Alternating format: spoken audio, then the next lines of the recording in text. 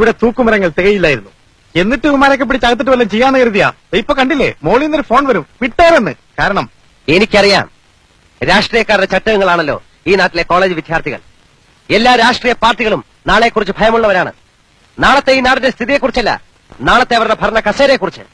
നാളത്തെ അവരുടെ ശക്തി കൂട്ടാൻ വേണ്ടിയാണ് വിദ്യാലയങ്ങൾക്കുള്ളിൽ യൂത്ത് വിങ്ങൾ എന്ന പേരിൽ രാഷ്ട്രീയത്തിന്റെ വിത്തുകൾ അവർ വിതയ്ക്കുന്നത്. യുവത്വത്തിനൊരു എടുത്തിയാട്ടമുണ്ടല്ലോ, അതിനെ ചൂഷണം ചെയ്യുകയാണ് ഈ പന്ന റാസ്കലുകൾ. കുട്ടിക്കുരങ്ങനെ കൊണ്ട് ചൂട് ചോറ് വാരിക്കുക, എന്നിട്ട് ഈ രാഷ്ട്രീയത്തിന്റെ പേരും പറഞ്ഞ് ഈ കുട്ടി നേതാക്കന്മാർ ചെയ്തു കൂട്ടുന്നത് എന്തെന്നറിയാമോ? തമ്മിൽ തല്ലുക, വെട്ടുക, കുത്തുക, പബ്ലിക് പ്രോപ്പർട്ടീസ് നശിപ്പിക്കുക. They are not creating or constructing. They are destructing. ഇതിന്റെ ലാഭം തെരുവ് ഗുണ്ടകൾക്കും കോളേജ് ഗുണ്ടകൾക്കും നേതാക്കന്മാർക്കും പാർട്ടിക്കും. നഷ്ടം സാധാരണക്കാരായ പഠിക്കാൻ വേണ്ടി മാത്രം വരുന്ന കുട്ടികൾക്ക്.